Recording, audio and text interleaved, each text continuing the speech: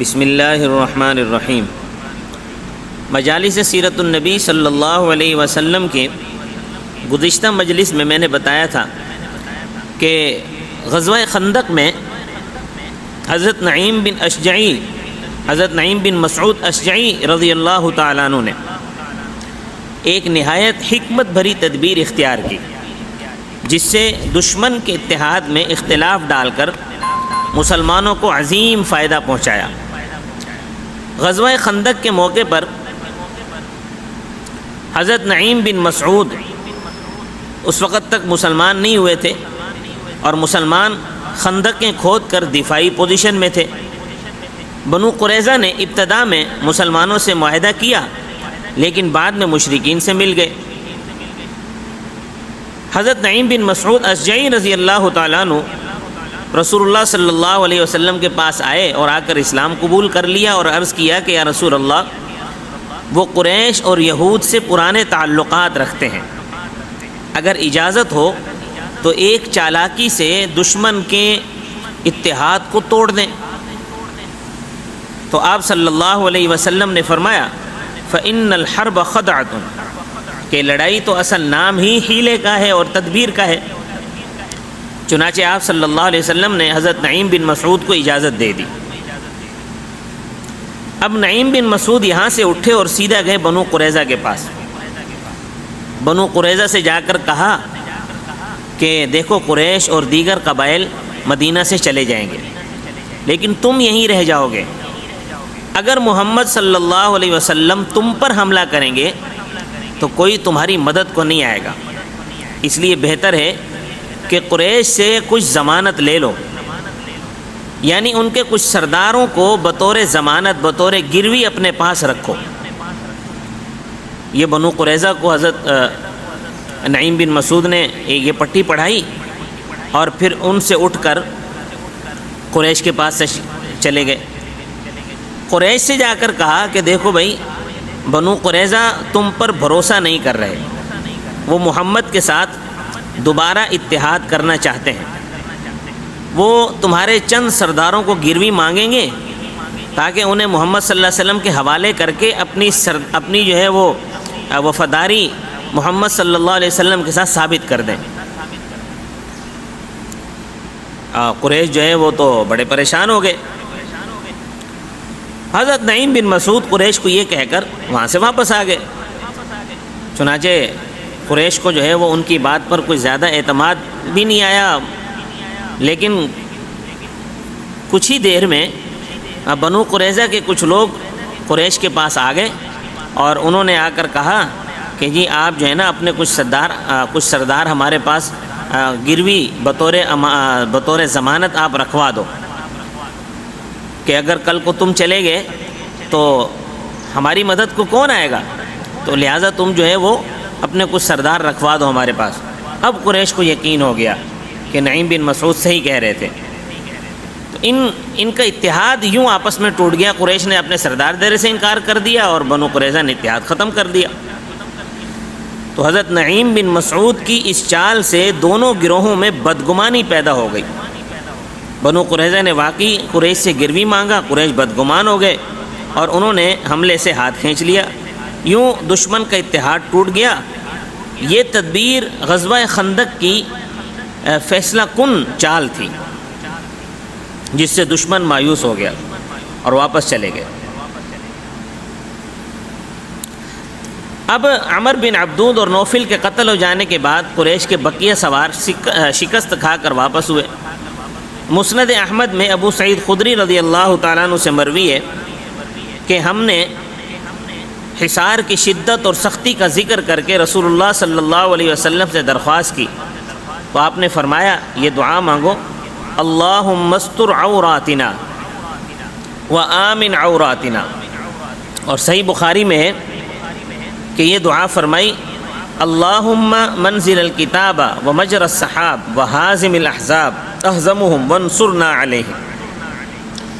اللہ تعالیٰ نے آپ صلی اللہ علیہ وسلم کی دعا قبول فرمائی، قریش اور غطفان پر ایک سخت ہوا مسلط کی، جس سے ان کے تمام خیمے اکھڑ گئے، رسیاں اور تنابیں ٹوٹ گئیں، ہانڈیاں الٹ گئیں، گرد و غبار اڑ اڑ کر آنکھوں میں بھرنے لگا، جس سے کفار کا تمام لشکر سراسیمہ ہو گیا۔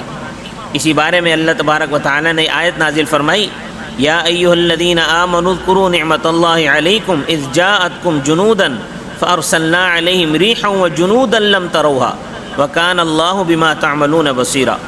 اے ایمان والو، یاد کرو اللہ کے اس انعام کو جو تم پر اس وقت ہوا جب کافروں کے بہت سے لشکر تمہارے سروں پر آ پہنچے، تو اس وقت ہم نے تمہارے دشمنوں پر ایک آندھی بھیجی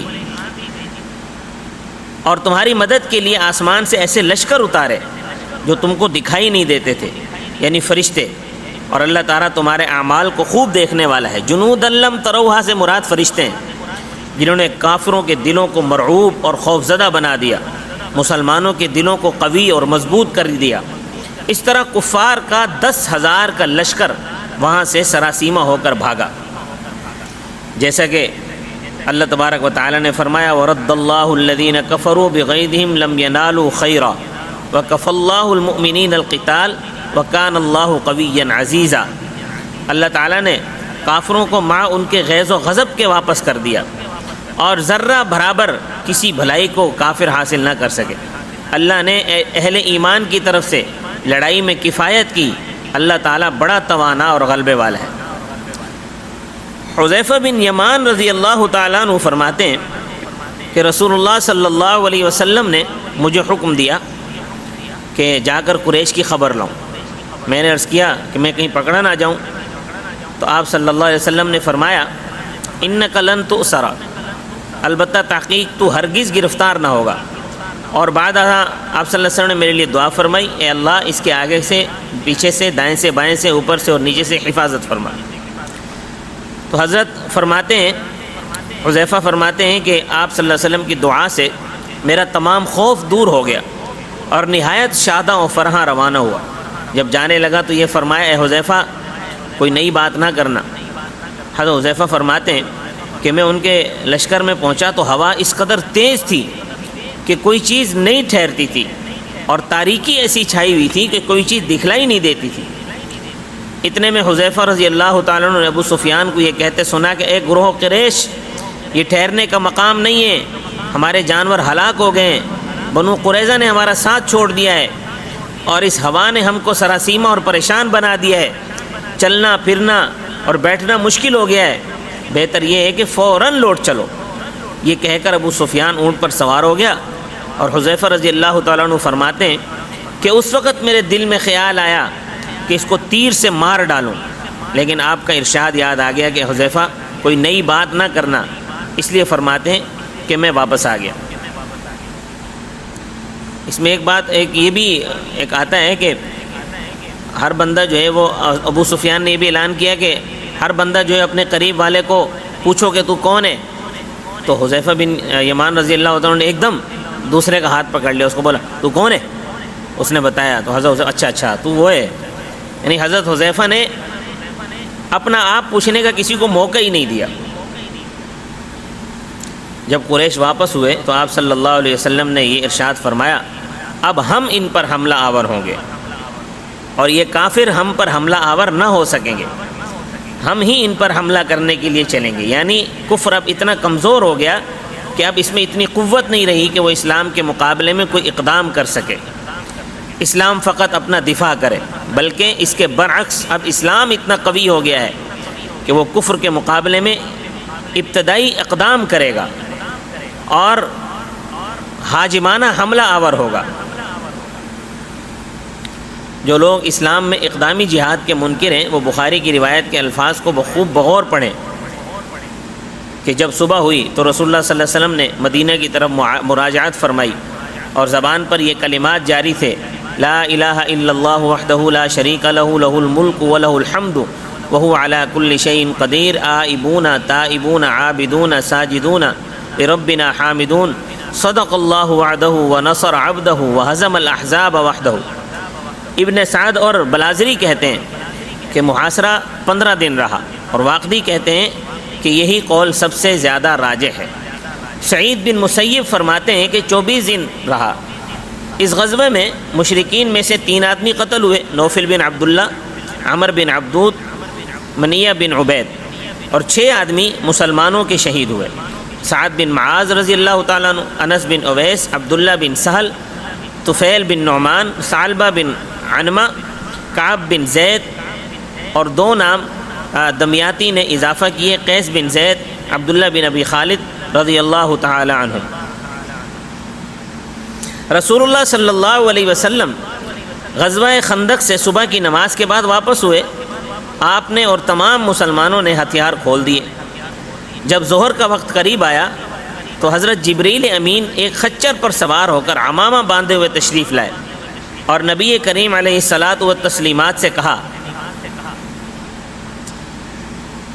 کہ فرشتوں نے تو ابھی تک ہتھیار نہیں کھولے اور نہ وہ ابھی تک واپس ہوئے ہیں، تو فرشتوں نے ابھی تک ہتھیار کیوں باندھے ہوئے تھے؟ حضرت جبریل علیہ السلام نے رسول اللہ صلی اللہ علیہ وسلم کو یہ کیوں کہا کہ ابھی تک تو ہم نے ہتھیار نہیں اتارے ہیں اور فرشتے ابھی تک یہاں موجود ہیں؟ تو یہ اگلی مجلس میں آپ کو بتائیں گے۔